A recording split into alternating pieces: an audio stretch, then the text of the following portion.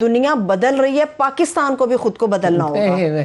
یہ ایک سوال بھی اٹھ رہا ہے ترکی کے ساتھ تعلقات، یو اے ای اور سعودی عرب اور لیکن یہ ہے کہ جھوٹ کو سچ نہیں مانا جا سکتا، سرخ کو سفید نہیں مانا جا سکتا، نیلے کو زرد نہیں مانا جا سکتا۔ اسرائیل ایک ناجائز ریاست ہے، درست، بالکل۔ اگر پاکستان اس پہ ڈٹ کے کھڑا رہے گا، انڈونیشیا بھی کھڑا ہوا ہے اور بھی بعض مسلم ممالک کھڑے ہوئے ہیں، تو پاکستان عالم اسلام کی رائے عامہ کا لیڈر ہوگا انشاءاللہ انشاءاللہ۔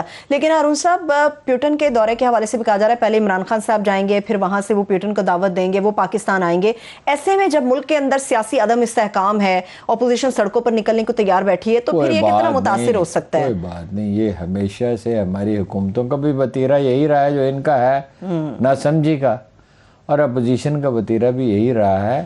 لیکن پاکستان بہت اہم ہے، پاکستان کے بغیر سینٹرل ایشیا میں داخل ہی نہیں ہوا جا سکتا، پاکستان اور افغانستان کے بغیر سینٹرل ایشیا میں داخل ہی نہیں ہوا جا سکتا۔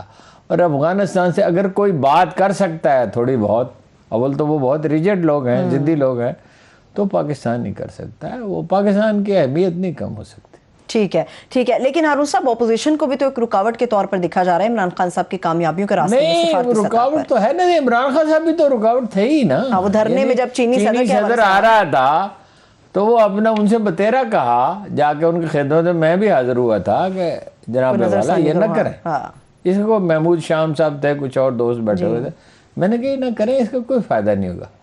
لیکن آپ کو پتا ان کا بھی ایک مزاج ہے، وہ دورہ بھی ان کا ہوا تھا۔ ٹھیک ہے، ابھی مجھے یہ بتائیے ہارون صاحب، ٹائم گین پوزیشن میں کون ہے؟ اپوزیشن ہے یا پھر حکومت ہے؟ کیونکہ پنجاب کے الیکشنز آ رہے ہیں، کے پی کے کا مرحلہ شروع ہونے والا ہے، رمضان آ رہا ہے۔ واقعہ یہ ہے کہ کوئی بھی نہیں ہے، یعنی دونوں کی جو پالیسیاں اور اپروچ ہے، جو انداز فکر ہے، وہ حالات کے اور دانائی کے تقاضوں کے مطابق نہیں ہے۔ تو میں تو آپ سے کل بھی عرض کیا تھا کہ مجھے تو یہ کہیں نظر ہی نہیں آتا، یعنی جب آپ دانائی سے فیصلہ نہیں کریں گے، جب آپ کو مطلب ایک باورچی سے آپ کہتے ہیں کہ یہ کھانا پکاتے ہیں، اب وہ اس میں جتنے تقاضے ہیں، پیاز براؤن کرنا ہے، پھر اس میں یہ کرنا ہے، پھر ادرک ڈالنا، پھر ان ساری چیزوں سے ناراض کر رہا ہے، تو نتیجہ کیا نکلے گا؟ وہ برطرف ہوگا، اور کیا ہوگا؟ اس کے گھر والے کہیں گے بھائی صاحب آپ جائیں، آپ کو تو کھانا پکانا آتا ہی نہیں۔ یہ حالات کے تقاضوں کو نہ عمران خان صاحب سمجھ رہے ہیں، نہ اپوزیشن سمجھ رہی ہے۔ تو مجھے اس میں رتی برابر بھی شبہ نہیں ہے کہ نئی لیڈرشپ آئے گی۔ اب وہ 2 سال لگیں گے، 5 سال لگیں گے، 7 سال، میں نہیں کہہ سکتا، اس لیے کہ غیب کا علم تو اللہ پاک جانتے ہیں، بندے تو نہیں جانتے۔ بالکل، لیکن ارشاد صاحب سے بھی کچھ دیر پہلے یہی ڈیبیٹ ہو رہی تھی ہارون صاحب کہ اس حکومت کو اگر آپ چلتا کریں گے تو آپ کے پاس کیا ہے؟ سسٹم تو کوئی نہیں ہے، اس کا تو کوئی حاصل ہی نہیں۔ تو پھر ملک چلے گا کیسے؟ نہیں، ملک ایسے ہی چلتا رہے گا، پاکستان پہ اللہ تعالیٰ کی بڑی رحمت ہے، چلتا رہے گا۔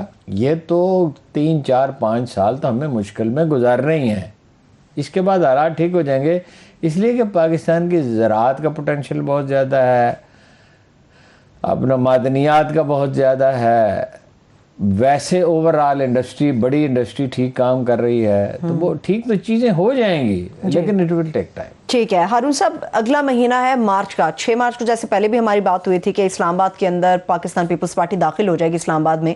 وہ کہتے ہیں مارچ کا مہینہ اتنا اہم ہے کہ وہ طے کر دے گا وزیر اعظم پاکستان کو رہنا ہے یا نہیں رہنا۔ یہ لانگ مارچ ہے یا اس کے پیچھے کوئی اور بات ہے؟ آپ کے سوال کا، جو کہ ایک جینون سوال ہے، میں بارہا جواب دے چکا ہوں کہ گنجی نہ آئے گی کیا اور نچوڑے گی کیا؟ کہاں سے لوگ آئیں گے؟ وہ جو انٹیریئر سندھ سے لوگ آئیں گے وہ تو 1000 روپے روزانہ کے خرچ پہ آئیں گے، اب وہ 10,000 لیں، 20,000 روپے لیں تو اندازہ لگا لیں، کیونکہ وہ تو اپنی دنیا میں گم ہیں صدیوں سے۔ ایک اجمی تصور، وہ سندھ بڑا امن پسند ہے، بڑا خوش اخلاق ہے، بڑا مہمان نواز ہے، لیکن دیہی سندھ پالیٹکس میں کوئی مرکزی کردار کبھی ادا نہیں کرتا۔ ٹھیک ہے، لیکن ہارون صاحب کیا آپ قائل ہیں اس بات کے یا متفق ہیں کہ عوام ساتھ نہیں دیں گے؟ کیونکہ عوام تو تنگ ہے، ادھر سے پنجاب سے نکلیں گے، پیپلز پارٹی نکلے گی، اس میں تو کوئی دو رائے ہی نہیں ہو سکتی نا کہ عوام تنگ ہے۔ تو پھر ساتھ کیوں نہیں دیں گے؟ حالات ساتھ مولانا فضل الرحمان کا دیں گے جو شہیدوں کی زمینیں اپنے بیٹوں کے نام پہ اور قابض ان کے نام پہ الاٹ کرا لیتے ہیں اپنے سٹاف کے نام پہ. زرداری صاحب کا ساتھ دیں گے جنہوں نے کوئی 20-30 جعلی اکاؤنٹ کھولے ہوئے ہیں. شہباز شریف کا ساتھ دیں گے کہ بالکل جو کوئی 26 ارب روپے تو کتنے 16 ارب روپے تو اسٹیبلشڈ ہیں کہ انہوں نے. جی وہ منی لانڈرنگ کے حوالے سے مطلب وہ عمران خان صاحب سے خوش نہیں ہیں لیکن ان کو لا کے انہیں کیا فائدہ ہوگا عوام کو. تو کلیکٹیو وزڈم جو ہوتی ہے وہ پریکٹیکل ہوتی ہے, وہ اس میں دانشوری کوئی نہیں ہوتی, اس میں کوئی بہت علم اور لمبا چوڑا تجزیہ نہیں ہوتا. وہ یہ ہوتا ہے کہ ساڈا کوئی فائدہ ہوئے گا کہ نہیں ہوئے گا, ساڈی کوئی پلائی ہوئے گی کہ نہیں ہوئے گی. صحیح, تو وہ تو ہوگی نہیں. ٹھیک ہے ہارون صاحب, آپ نے پیپلز پارٹی کا گنوا دیا, نون لیگ کا گنوا دیا, تحریک انصاف کے حوالے سے آپ نے بتا دیا. کیا ایسا تو نہیں ہے کہ نئی لیڈرشپ کے حوالے سے جو آپ بات کرتے ہیں وہ جماعت اسلامی سے ابھرے, کیونکہ جماعت اسلامی بڑی تیزی کے ساتھ دوبارہ سے پاکستان کی سیاست میں ایکٹیو ہو رہی ہے؟